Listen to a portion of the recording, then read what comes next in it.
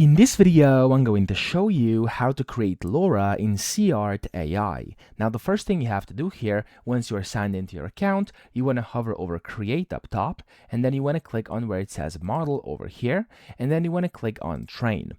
When you do that, as you can see here, you have three options, and two of them are Image LoRa Training, and this is where you can actually create LoRa, okay?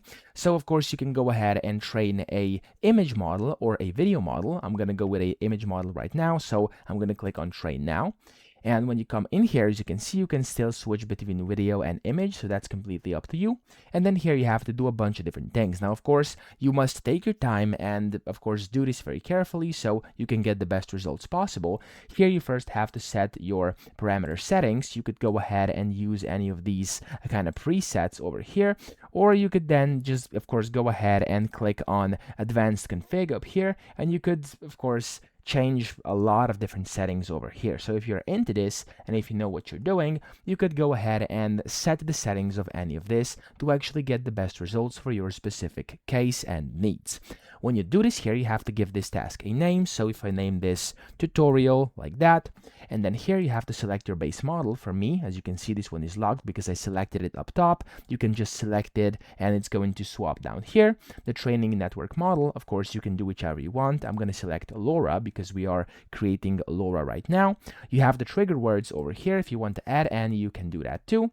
And then here you can select how many times you want the image to repeat. So times per image repeat, and then you have the cycles epoch, and then down here you have the model effect preview prompt. So in case you are into that, in case you actually do know how to prompt this, you can hover over that and see, then you can do that too. I'm just going to leave it as it is right now.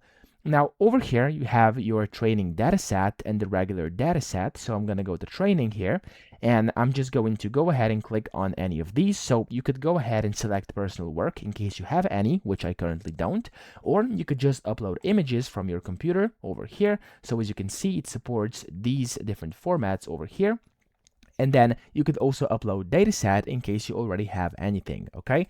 And whenever you're done with this, whenever you put in all the different things over here, so in case you have any of these datasets, etc., whenever everything is correct, make sure you do review it because this will cost some credits, and then click on Train Now up top right here, and this will basically train and create your LoRa, okay? So that's how to do it. I hope this video helped you out. If it did, please subscribe to the channel and help me out as well.